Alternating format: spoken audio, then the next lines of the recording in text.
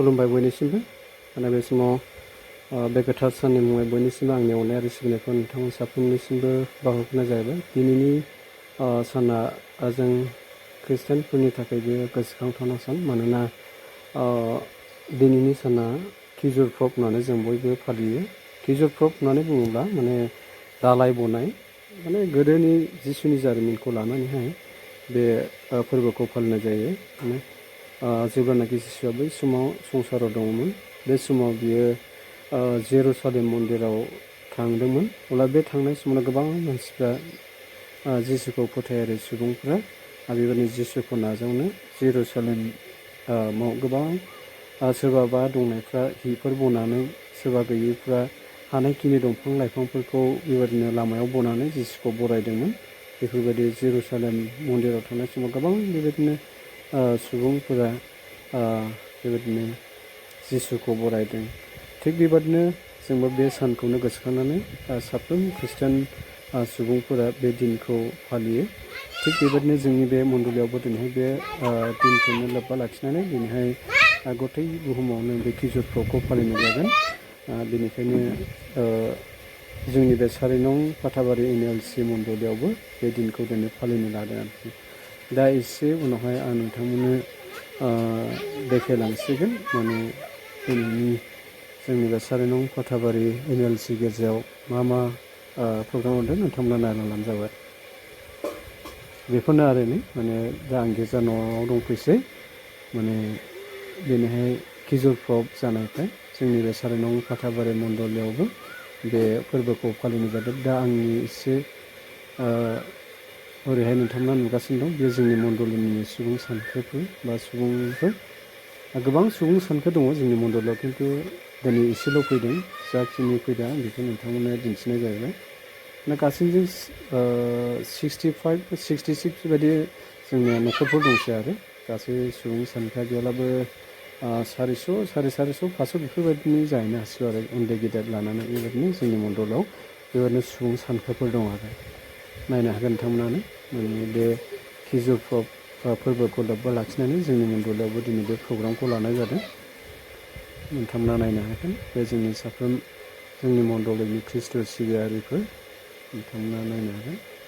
माने गिर्जाखौ खनथाम गिदिंनाय जागोन आरो खनथाम गिदिंखांनायनि उनावहाय जों गिर्जा न' सिङाव हाबगोन आरो बेफोरबायदिनो इसोरखौ बाख्नायगोन, इसोरनि रावफोरखौ सोलोंलायगोन।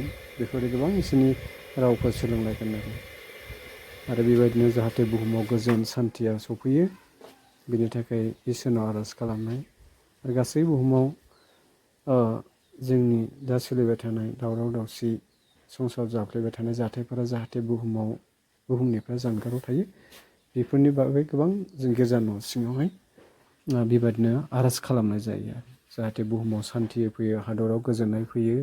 बेफोरबायदि थांखिफोरखौ लानानै गिर्जा न' सिङाव आर'ज खालामनाय जायो।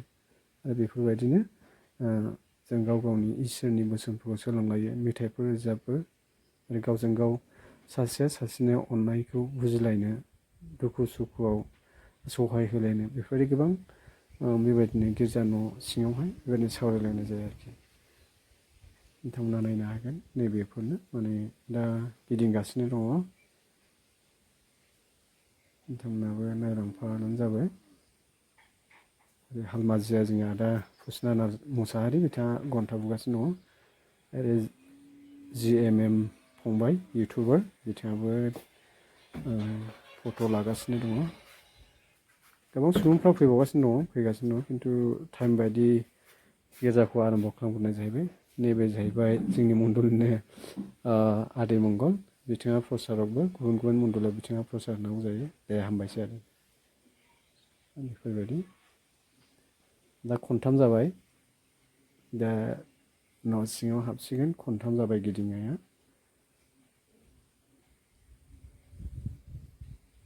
बेफोरबायदिनो आरो नोंथांमोनाबो नायफालांबानो जाबाय।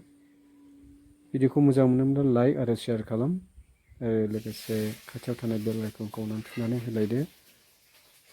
नोंथांमोननिसिम गले गले खावलायनाय थाबाय। दानो खनथाम गिदिंबाय।